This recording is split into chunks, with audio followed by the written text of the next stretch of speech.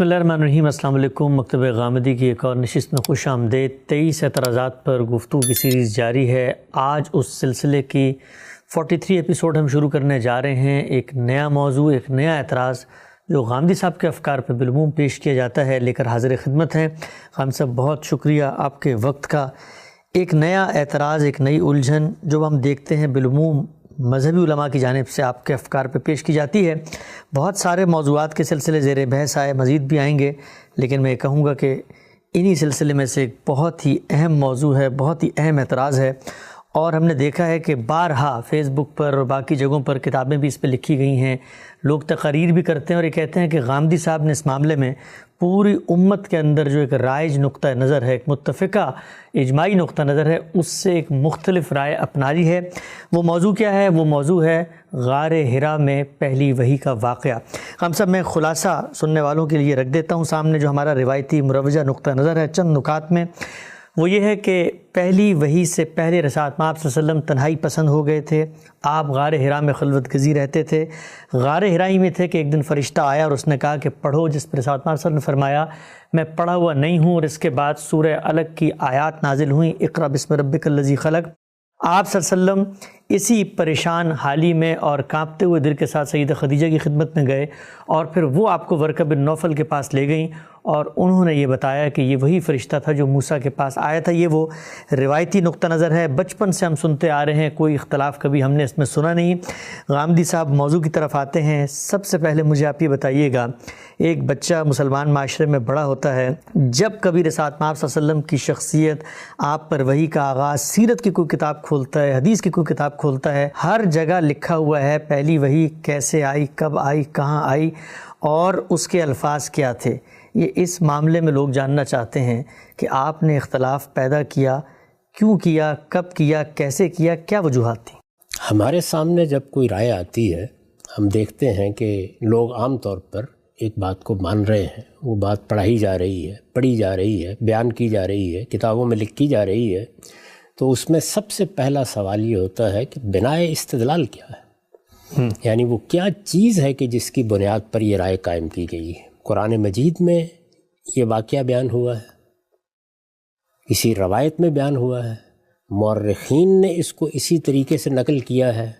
عام طور پر مسلمان اس کو کسی ایسی حقیقت کے طور پر قبول کیے ہوئے ہیں جو اسٹیبلشڈ ہسٹری ہے۔ کیا چیز ہے؟ یعنی ان تمام پہلوؤں سے سوالات پیدا ہوں گے، یعنی برائے استدلال کو معلوم کرنا کس بنیاد پر یہ رائے قائم کی گئی ہے، یہی ایک طالب علم کی ناگزیر ضرورت ہوتی ہے۔ ٹھیک، یہ تو جانا جائے گا نا سب سے پہلے۔ تو اگر آپ سارے ذخیرے کو اٹھا کر دیکھ لیں تو یہ معلوم ہوگا کہ اگرچہ یہ بات ہمارے ہاں بہت شائع و ضائع ہے، یہ ہر کتاب میں لکھی ہوئی مل جاتی ہے، ہمارے ہاں نصابی کتابوں میں بھی اسی کو عام طور پہ نقل کر دیا جاتا ہے، بچوں کو بھی یہی بات بتائی جاتی ہے، ممبروں پہ یہی چیز سنائی جاتی ہے، عام طور پر مفسرین بھی سورہ الگ کی تفسیر میں اسی کو لکھ دیتے، اسی کو بیان کر دیتے ہیں، لیکن اس کی بنا کس چیز پر ہے؟ تو آپ یہ دیکھیں گے کہ اس کی بنا در حقیقت ابن شہاب زہری کی ایک روایت پر ہے۔ اچھا، یعنی ایسا نہیں ہے کہ یہ کوئی اسٹیبلشڈ ہسٹری ہے، ایک ایسا واقعہ ہے کہ جس واقعے کے بارے میں کسی تحقیق جستجو کی ضرورت نہیں ہے۔ جیسے رسالت بآب صلی اللہ علیہ وسلم مکے میں پیدا ہوئے، جیسے آپ کی بعثت عرب میں ہوئی، یہ واقعات ہیں کہ جن واقعات کے بارے میں کسی تحقیق کی ضرورت نہیں ہوتی۔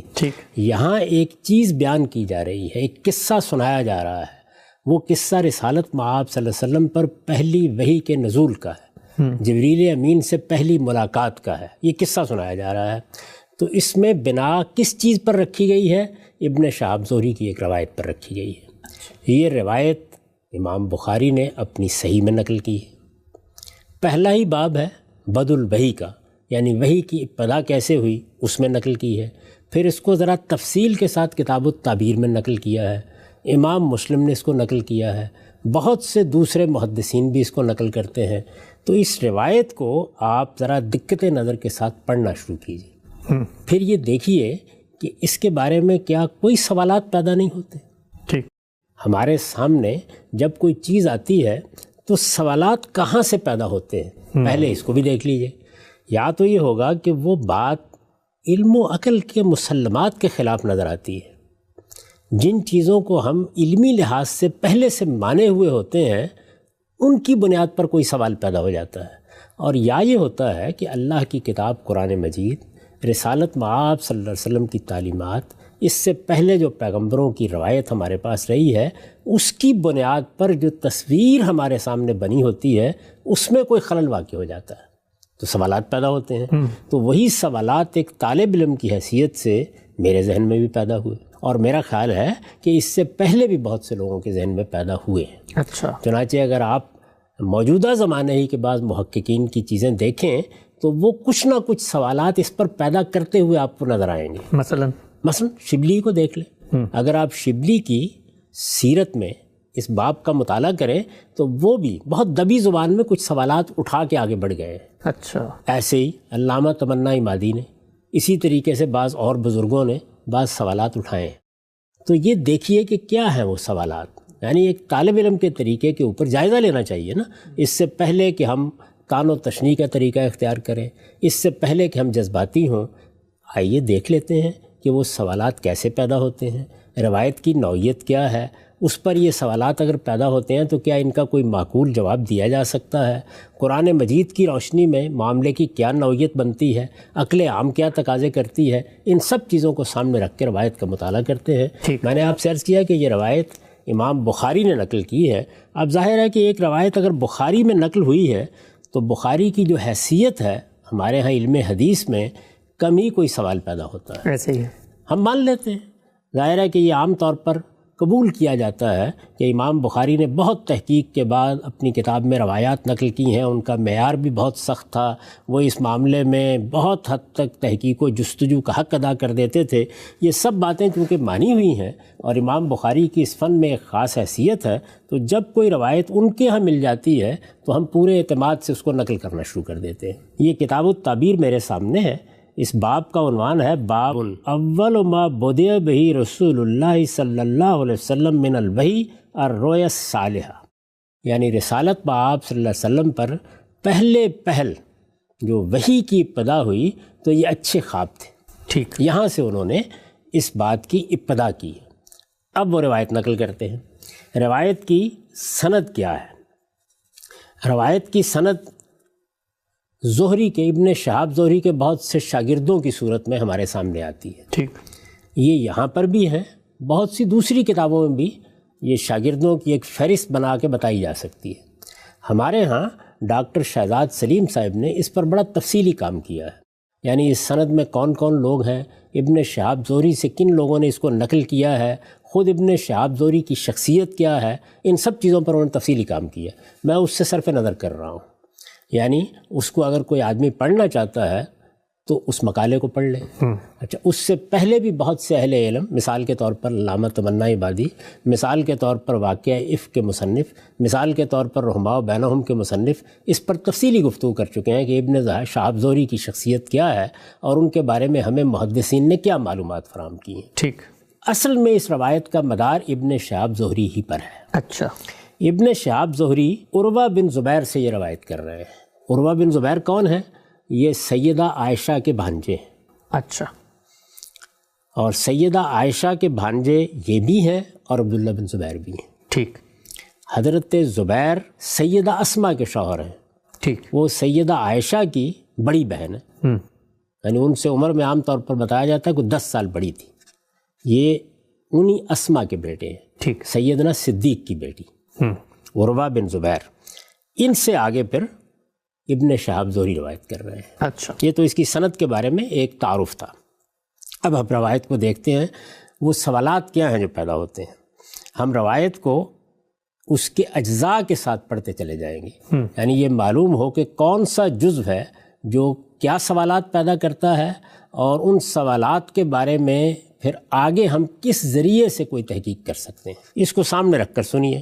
عن عائشہ رضی اللہ عنہا، سیدہ عائشہ رضی اللہ عنہ بیان کرتی ہیں، انہا قالت، انہوں نے یہ بتایا. اس سے بالکل واضح ہو گیا کہ یہ ایک مرسل روایت ہے. مرسل روایت کا مطلب کیا ہے کہ صحابہ کرام میں سے کوئی شخص روایت بیان کر رہا ہے، روایت رسالت مآب صلی اللہ علیہ وسلم کے بارے میں ہے، لیکن وہ مرفوع نہیں ہوئی. یعنی اس طرح نہیں بیان کی گئی کہ رسول اللہ صلی اللہ علیہ وسلم نے یہ بتایا، یا رسول اللہ صلی اللہ علیہ وسلم سے میں نے یہ سنا، یا رسول اللہ صلی اللہ علیہ وسلم نے فلاں موقع پر یہ بات کہی اور میں اس وقت موجود تھا۔ اس طرح کی کوئی صراحت اس میں نہیں ہوتی، یہاں تک کہ ان کہہ کے بھی وہ بات آپ سے نہیں بیان کی گئی ہوتی، بلکہ کوئی صحابی واقعے کو اس طرح بیان کر دیتا ہے کہ جیسے کہ صیغہ غائب میں وہ بات بیان کی جا رہی ہے۔ ٹھیک، تو یہ مراسیل صحابہ میں سے ہے۔ سیدہ عائشہ ام المومنین ظاہر ہے کہ رسالت مآب صلی اللہ علیہ وسلم کی صحابیاں ہیں، وہ بیان کر رہی ہیں۔ وہ کہتی ہیں اول ما بدأ بہ رسول اللہ صلی اللہ علیہ وسلم من الوحی الرؤیا الصادقہ فی النوم۔ رسول اللہ صلی اللہ علیہ وسلم پر وحی کی ابتدا کیسے ہوئی؟ یہ اس طرح ہوئی کہ رات کو سوتے میں آپ سچے خواب دیکھنے لگے۔ ٹھیک، فکانہ لا یرا رویا الا جات مثلا فلک الصبح۔ جب بھی کبھی آپ کوئی خواب دیکھتے تو معلوم ہوتا کہ سپیدہ صبح کی طرح ہے، روشنی پھیل گئی ہے، اس میں ہر چیز بالکل واضح ہے، ادنا درجے میں کوئی ابہام نہ ہوتا۔ یہ کیوں بیان فرمایا؟ یعنی جب ہم کبھی خواب دیکھتے ہیں تو وہ دھندلے بھی ہوتے ہیں۔ یہ معلوم ہوتا ہے کہ ایک بات تھی، اس وقت تو کچھ اس کا احساس موجود تھا، لیکن اب وہ سامنے نہیں رہی، اس کے اندر بہت سی چیزیں گڑبڑ ہو جاتی ہیں۔ بعض اوقات اس میں ایسی چیزیں سامنے آ جاتی ہیں کہ جن کا کوئی باہمی ربط تلاش کرنا ممکن نہیں ہوتا۔ لیکن وہ یہ بیان فرما رہی ہیں کہ رسالت مآب صلی اللہ علیہ وسلم نے ایسے خواب دیکھنا شروع کیے، اور یہ وحی کی ابتدا سے تھوڑا عرصہ پہلے ایسے خواب دیکھنا شروع کیے جو کفلک صبح ہوتے تھے، یعنی جیسے صبح روشن ہو جاتی ہے ایسے ہی روشن ہوتے تھے، ایسے ہی غیر مبہم ہوتے تھے، ایسے ہی واضح ہوتے تھے۔ ٹھیک، پہلے یہیں تھوڑی دیر کے لیے رک جائیے۔ یہ بات کہ کسی پیغمبر کو پیغمبر بننے سے پہلے کوئی خواب دکھائے گئے، یا کسی موقع کے اوپر پیغمبر نے یہ محسوس کیا کہ وہ خواب میں کچھ حقائق کا مشاہدہ کر رہا ہے، اس پر کوئی اعتراض پیدا نہیں ہوتا۔ ٹھیک ہے، اللہ تعالیٰ نے ایک ہستی کا انتخاب کیا ہے، اللہ تعالیٰ اس ہستی کو ایک بڑا منصب دینے والے ہیں۔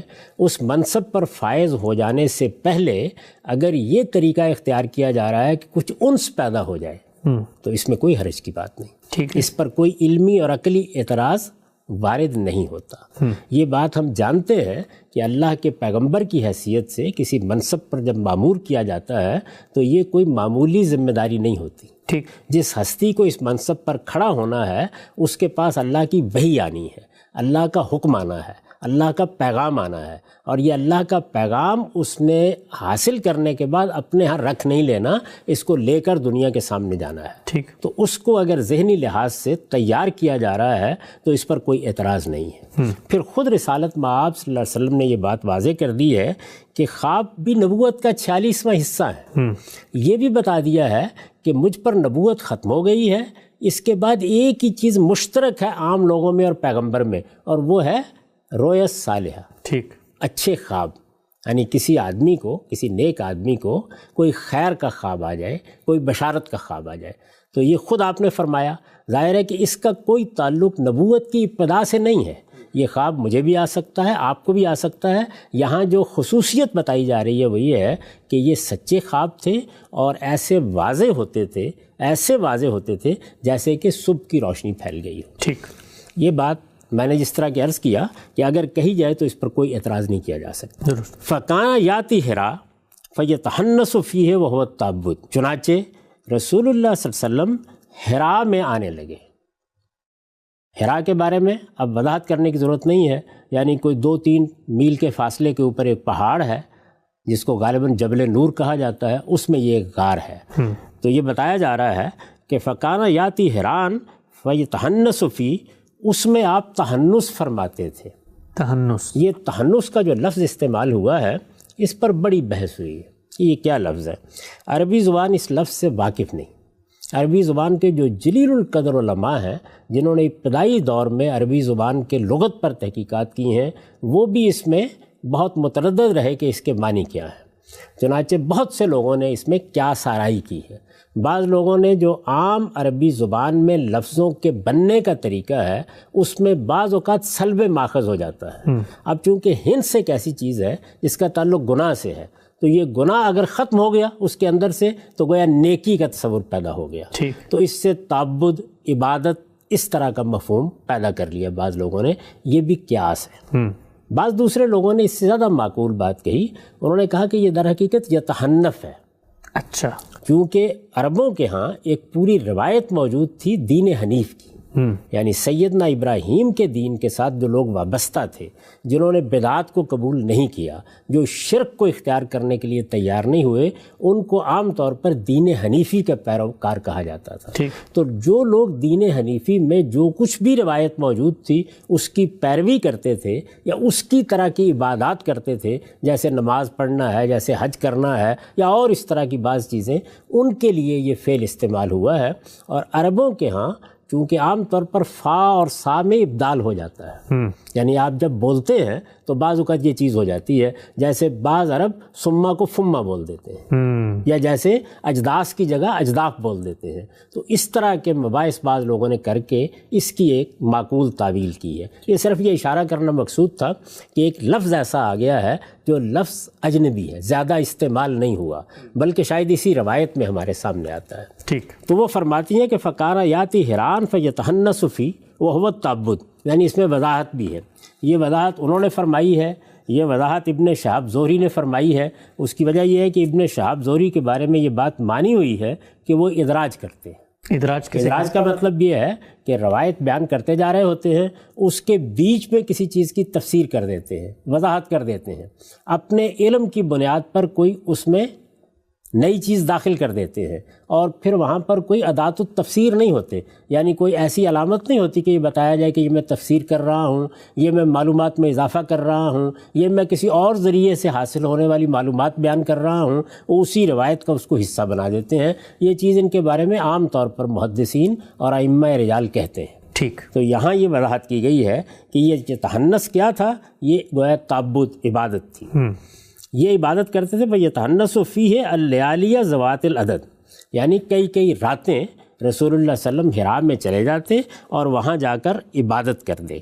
وَيَتَزَوَّدُ لِذَالِكَ، اس کے لیے آپ ظاہر ہے کہ کچھ توشہ بھی ساتھ لے جاتے، کچھ کھانا ہے پینا ہے وہ چیزیں بھی ساتھ لے جاتے۔ ثُمَّ يَرْجِعُ إِلَىٰ خَدِیجَہ فَتُزَوِّدُهُ لِمِثْلِهَا، پھر اس کے بعد آپ واپس آتے اور اگر کوئی خوراک یا سامان ختم ہو گیا ہوتا تو خدیجہ وہی سامان یا اتنا ہی سامان اور دے دیتی تھی۔ ٹھیک، یہ انہوں نے بیان کیا ہے کہ رسالت آپ صلی اللہ علیہ وسلم کا معمول تھا۔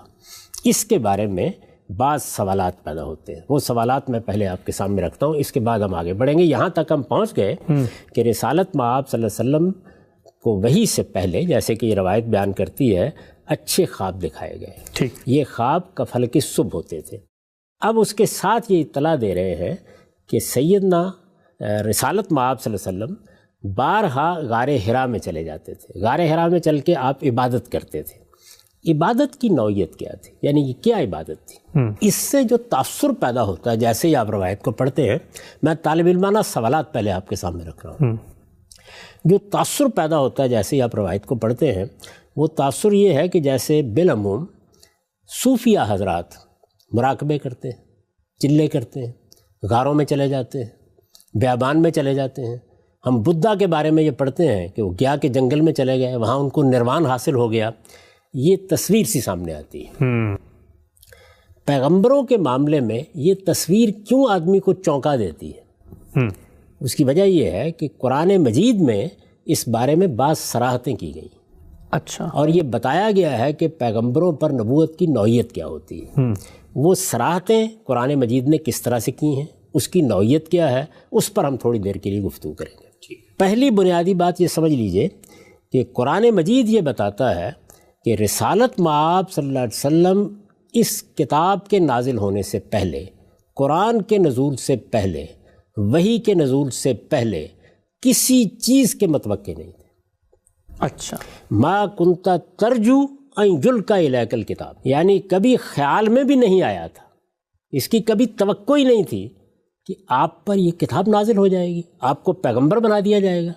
اس طرح کی کوئی چیز آپ کے سامنے نہیں تھی۔ ٹھیک، اس کو قرآن مجید بیان کرتا ہے۔ ذرا ایک نظر ڈال لیجئے اور پھر دیکھیے کہ قرآن مجید نے اس کو کس طرح واضح کیا ہے۔ یہ سورہ قصص ہے، سورہ قصص کی 86 آیات، ارشاد فرمایا وما کنت ترجو ان یلقی الیک الکتاب الا رحمۃ من ربک فلا تکونن ظہیرا للکافرین، تم اس کے متوقع نہیں تھے کہ تمہاری طرف یہ کتاب اتاری جائے، یہ تو محض تمہارے پروردگار کی عنایت ہوئی کہ اس نے تمہاری اس ذمہ داری کے لیے منتخب فرما لیا، اس لیے بے کم و کاست سناؤ اور ہرگز ان منکروں کے مددگار نہ بنو۔ اس آیت کی وضاحت میں استاذ امام نے لکھا ہے، یہ میں نے ان کا اقتباس اپنی تفسیر میں نقل کیا ہے۔ ٹھیک، اس آیت سے ایک بات تو یہ معلوم ہوئی کہ نبوت اور رسالت ایک محبت ربانی ہے، یعنی نبوت اور رسالت کا معاملہ یہ نہیں ہے کہ کسی شخص کے اندر کچھ ملکات موجود تھے، جیسے ایک شاعر پیدا ہوا، ایک ادیب پیدا ہوا، کوئی بڑا سائنسدان پیدا ہوا اور اس کے ان ملکات کا ظہور ہونا شروع ہو گیا۔ ہم عام انسانوں کو جب دیکھتے ہیں تو عام انسان اکتساب کرتے ہیں، ان کو اللہ تعالیٰ کوئی صلاحیت دیتا ہے، کوئی ملکہ عطا فرماتا ہے، پھر کیا ہوتا ہے وہ اس ملکے کو نشو و نما دیتے ہیں، ٹھیک، کچھ سیکھتے ہیں، کچھ سکھاتے ہیں، اس کا پھر ایک تدریجی نوعیت کا ارتقا ہوتا ہے، یہ چیز ہوا کرتی ہے، اور اس اکتساب کے لیے خود ان کے اندر بھی داعیہ موجود ہوتا ہے۔ یعنی ایک آدمی ایک شاعر ہے، ادیب ہے، تو اس میں یہ خواہش پیدا ہوتی ہے کہ میں بڑا شاعر بنوں، میں بڑا ادیب بنوں، وہ لکھنا چاہتا ہے، وہ مختلف چیزوں کا مطالعہ کرتا ہے۔ یہ آپ جس کو چاہے اٹھا کر دیکھ لیں، اقبال کو دیکھ لیں، غالب کو دیکھ لیں، میر کو دیکھ لیں، فردوسی کو دیکھ لیں، شیکسپیئر کو دیکھ لیں، ملٹن کو دیکھ لیں، ہر شخص ان مراحل سے گزرا ہے۔ سائنسدانوں کو دیکھ لیں، بڑے بڑے محققین کو دیکھ لیں، یعنی ایک ٹرائل اور ایرر، آدمی سیکھ رہا ہے، چیزوں کو جاننے کی کوشش کر رہا ہے، ان سب مراحل سے گزرتا ہے۔ ٹھیک، اس کو قرآن مجید نے ایک لفظ میں ادا کر دیا ہے، یعنی انسان جس وقت اپنے باطنی ملکات کا شعور حاصل کرتا ہے، جب اس عمر کو پہنچے گا کہ جس میں اب اپنی شخصیت کو کچھ سمجھنا شروع کر دیتے ہیں، جب اپنے باطنی ملکات کا شعور حاصل کرتا ہے تو اس کے اندر خواہش پیدا ہوتی ہے کہ ان کا ظہور ہو۔ اسی طرح کی خواہش بعض اوقات ان لوگوں میں ہوتی ہے جو یہ خیال کرتے ہیں کہ اس عالم کی حقیقت کیا ہے، اس کے پیچھے کیا کار فرما ہے، اس کو تلاش کرنے کی صحیح کی جائے۔ وہ کیا کرتے ہیں؟ مراقبے کرتے ہیں، ٹھیک، چلے کاٹتے ہیں۔ آپ نے بدھا کی داستان سنی، میں نے اس کا اشارہ کیا، اور بہت سے صوفیہ کی آپ زندگی پڑھیے، وہ سب کے سب ان مراحل سے گزرے ہیں۔ ٹھیک، یعنی کسی شیخ کے پاس چلے گئے ہیں، پھر کچھ مقامات طے کرائے جا رہے ہیں، ایک بلند منزل تک پہنچنے کی آرزو پیدا ہوتی ہے، اور پھر اس کے بعد اس کے لیے بہت سے مراقبے کرنے اور بہت سے چلوں سے گزرنے کے بعد اور بہت سے اشغال اختیار کرنے کے بعد کچھ مقامات حاصل ہونا شروع ہو جاتے ہیں۔ اس کو قرآن مجید نے ایک لفظ رجا سے تعبیر کر دیا ہے۔ تم اس کے متوقع نہیں تھے کہ تمہاری طرف یہ کتاب اتاری جائے، ٹھیک، یعنی اس کے کوئی آثار کہیں نظر نہیں آتے تھے۔ میں آگے چل کے آپ کو بتاؤں گا کہ قرآن مجید نے اس کو نبوت کی دلیل قاطع کی حیثیت سے پیش فرما دیا ہے، یعنی یہ معمولی بات نہیں ہے۔ تو استاذ امام کہتے ہیں کہ اس آیت سے ایک بات تو یہ معلوم ہوئی کہ نبوت اور رسالت ایک محبت ربانی ہے۔ محبت ربانی ہے یعنی اللہ تعالیٰ کا اختصاص ہے، یہ اکتساب کے نتیجے میں نہیں ملتی، یہ خواہش کے نتیجے میں نہیں ملتی، اس میں صعود نہیں ہوتا کہ نیچے سے صحیح کی جائے تو آپ نے عبادت کی، ریاضت کی، اللہ کی بندگی کی، اطاعت کا حق ادا کیا، اب یہ ایک مرتبہ ہے جو آپ کو دے دیا جائے گا۔ ہمارے ہاں مراتب ہیں، قرآن مجید میں ہی بیان ہوئے ہیں، یہ بتایا گیا ہے کہ لوگ صالحین بھی ہوتے ہیں، شہداء بھی ہوتے ہیں، صدیقین بھی ہوتے ہیں، یہ مراتب بھی ہیں۔ کچھ مراتب تو وہ ہیں نا کچھ جو صوفیانہ تعبیر میں ہوتے ہیں، جیسے اقطاب، ابدال اور اس طرح کے جو خود دین میں مراتب بتائے گئے ہیں، یہ ان مراتب میں سے کوئی مرتبہ نہیں ہے۔ ٹھیک، یہ محبت ربانی ہے، یعنی اس میں نزول ہوتا ہے، صعود نہیں ہوتا۔ ٹھیک، نیچے سے آپ کوشش کر کے کوئی مرتبہ حاصل نہیں کرتے، اللہ تعالیٰ فیصلہ کرتا ہے، اور اس میں اصول کیا ہے؟ وہی جو قرآن نے بیان کیا کہ اللہ عالم حیث یجعل رسالتہ، اللہ ہی بہتر جانتا ہے کس کا انتخاب کرے۔ یہ معلوم ہے کہ قریش نے یہ کہا کہ لولا نزل ھذا القرآن علی رجل من القریتین عظیم، یعنی یہ قرآن نازل ہونا تھا تو ہمارے کسی مکے یا طائف کے بڑے آدمی پر نازل ہوا ہوتا۔ اللہ تعالیٰ کو اس کی کوئی پرواہ نہیں ہوتی، یعنی وہ لوگ جو اس کے لیے انتخاب کیے جاتے ہیں، یہ بتا دیا ہے کہ خیار الناس ہوتے ہیں، ٹھیک، یعنی لوگوں میں سیرت کے لحاظ سے، کردار کے لحاظ سے بہترین لوگ۔ لیکن یہ جو ملکات کا بروز ہے یا ملکات کا ظہور ہے، اس کا کوئی شائبہ بھی ان کے نہ ہو نہیں ہوتا، ٹھیک، نہ باطنی مقامات طے کرنے کی کوئی خواہش، اور نہ شاعری، ادب، کلام اور اس طرح کے بعض ملکات کو حاصل کرنے کی کوئی جدوجہد، ان میں سے کوئی چیز بھی ان کے یہاں نہیں ہوتی۔ چنانچہ نشو و ارتقاء جو عام طور پر انسانوں کے ہاں ہم باطنی علوم میں بھی دیکھتے ہیں اور ظاہری علوم میں بھی دیکھتے ہیں، پیغمبر کی زندگی اس سے بالکل پاک ہوتی ہے، اس کے ہاں اس کا کوئی شائبہ بھی نہیں ہوتا۔ بلکہ قرآن مجید نے ایک موقع پر جب لوگوں نے کہا کہ یہ تو کچھ قرآن شاعری لگتی ہے، غالباً یہ شاعر ہیں، تو اس کا جو جواب دیا ہے وہ بہت معنی خیز ہے۔ یہ کہا وَمَا عَلَّمْنَهُ الشِّعْرَ وَمَا يَنبَغِي لَهُ، ہم نے ان کو شاعری سکھائی ہی نہیں، یعنی اس طرح کا کوئی ملکہ ان کے اندر ہے ہی نہیں ہے۔ اور اس کے بعد کا جملہ آپ دیکھیے وَمَا يَنبَغِي لَهُ، یہ پیغمبر کے لیے موضوع بھی نہیں۔ اچھا، تنہا اگر کوئی شاعری کرتا نظر آئے اور اپنے آپ کو پیغمبر کہہ دے تو رد کر دینے کے لیے کافی ہے۔ تو گویا پیغمبر کی شخصیت کا قرآن نے جو تعارف کرایا ہے اس میں اس طرح کا کوئی معاملہ ہوتا نہیں کہ ایک فکر پیدا ہو گیا ہے، کسی چیز کے بارے میں تردد ہے، کچھ مرتبہ حاصل کرنے کی جدوجہد ہے، اب اس طرف بڑھنے کے لیے کوئی اقدام کیا جا رہا ہے، ایسی کوئی بات نہیں ہوتی۔ ٹھیک، تو پہلی چیز یہ ہے کہ نبوت اور رسالت ایک محبت ربانی ہے۔ اللہ تعالیٰ ہی جس کو چاہتا ہے اس کار خاص کے لیے منتخب فرماتا ہے، اور وہی جس کو منتخب فرماتا ہے اس کی تربیت فرماتا ہے۔ اچھا، یعنی اس میں تربیت کا بھی کوئی خارجی نظم ہمیں سامنے نہیں آتا، یہ پہلے سے ہو رہی ہو، یعنی یہ پڑھ رہے ہیں، یہ فلاں استاد کے پاس جا رہے ہیں، یہ فلاں چیزیں سیکھ رہے ہیں، یہ فلاں سوالات پیدا ہو گئے ہیں، اس سے پیغمبر کی زندگی بالکل خالی ہوتی ہے۔ نبی کو یہ منصب بغیر کسی طلب و تمنا اور کسی انتظار و توقع کے ملتا ہے۔ اب یہ انتظار و توقع جس کو قرآن نے کہا ہے وَمَا كُنْتَ تَرْجُو أَن يُلْقَىٰ إِلَيْكَ الْكِتَابُ، یہ کوئی سادہ سی بات نہیں ہے۔ اس کا مطلب یہ ہے کہ وہ جو رجا، امید، توقع، اپنے ملکات کا شعور، ان کو حاصل کرنے کے لیے ایک تجسس، یہ ہر انسان کے ہاں نمودار ہو جاتا ہے۔ ایسی کوئی چیز رسالت مآب صلی اللہ علیہ وسلم کے ہاں دور و نزدیک موجود نہیں تھی۔ ٹھیک، جو لوگ یہ سمجھتے ہیں کہ یہ انسانی فطرت کی مضمر صلاحیتوں ہی کا ایک بروز ہے، ان کا خیال بالکل غلط ہے۔ یعنی انسانی صلاحیتوں ہی کو اللہ تعالیٰ اس طریقے سے نمایاں کر دیتے ہیں کہ پیغمبری کا منصب حاصل ہو جاتا ہے۔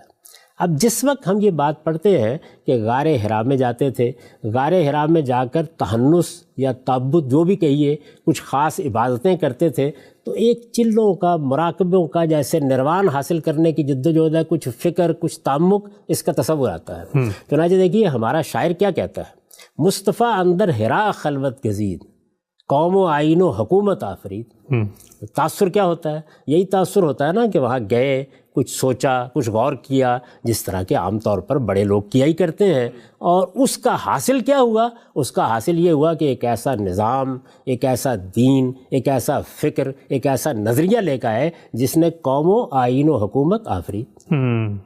تو یہ جو تاثر ہے یہ ذہن میں رکھیے کہ ایک کھٹک پیدا کرتا ہے۔ اچھا، یعنی میں صرف اتنی بات اس وقت عرض کر رہا ہوں کہ جیسے ہی یہ تاثر ہوتا ہے تو ایک کھٹک پیدا ہوتی ہے۔ اسی ذیل میں ابھی میں نے آپ کی خدمت میں عرض کیا تھا کہ ایک اور چیز بھی میں بیان کر دوں، اور وہ چیز کیا ہے؟ وہ چیز یہ ہے کہ رسالت مآب صلی اللہ علیہ وسلم کے بارے میں ایک موقع پر قرآن مجید نے ایک استدلال کیا ہے۔ آپ وہ استدلال بھی سنیے، جس طرح کہ میں نے ابھی عرض کیا نا کہ یہ بات کہ پیغمبر کی ذات اس سارے مرحلے سے گزرتی ہی نہیں ہے، اس کے ہاں اس طرح کا کوئی رجا ہوتا ہی نہیں ہے، وہ اس طرح کی کسی توقع کے ساتھ جیتا نظر آتا ہی نہیں ہے۔ اس کو آپ جب اس کی نبوت کے پہلے دن سے پیچھے دیکھتے ہیں تو اگر وہ 40 سال کی مدت بھی ہے تو اس میں اس طرح کی کوئی چیز، بلکہ اس چیز کا شائبہ بھی آپ کو نظر نہیں آئے۔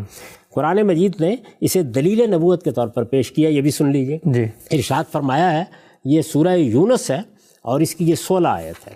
ارشاد فرمایا، کہہ دو اگر اللہ چاہتا تو نہ میں یہ قرآن تمہیں سناتا، نہ اللہ اس کی خبر تمہیں دیتا۔ قل لو شاء اللہ ما تلوتہ علیکم ولا ادراکم بہ فقد لبثت فیکم عمرا من قبلہ افلا تعقلون فمن اظلم ممن افتری علی اللہ کذبا او کذب بآیاتہ انہ لا یفلح المجرمون۔ کہہ دو اگر اللہ چاہتا تو نہ میں یہ قرآن تمہیں سناتا، نہ اللہ اس کی خبر تمہیں دیتا۔ یہ اسی کا فیصلہ ہے، یہ اسی کا فیصلہ ہے۔ یعنی یوں نہیں ہے کہ میں کوئی اس کی تمنا کر رہا تھا، میں اس کی تیاری کر رہا تھا، میں اس کے لیے فکر کر رہا تھا، میں اس کے لیے عبادت کر رہا تھا، میں اس کے لیے ریاضت کر رہا تھا۔ یہ ریاضت ذہنی، یہ ریاضت فکری، یہ زیارت نفسی کسی بھی نوعیت کی ہو، یہ میں نہیں کر رہا تھا۔ فرماتے ہیں ان سے کہو اس لیے کہ میں تو اس سے پہلے ایک عمر تمہارے درمیان گزار چکا ہوں. فقط لبثت فیکم عمرا من قبل ہی. میں نے کب اس طرح کی کوئی بات کبھی کی؟ اچھا، میں تو ایک عمر گزار چکا ہوں، مجھے جانتے ہو تم. پھر کیا تم عقل سے کام نہیں لیتے؟ سو اس شخص سے بڑھ کر ظالم کون ہوگا جو اللہ پر جھوٹ بہتان باندھے یا اس کی آیتوں کو جھٹلا دے؟ حقیقت یہ ہے کہ اس طرح کے مجرم کبھی فلاح نہیں پائیں گے.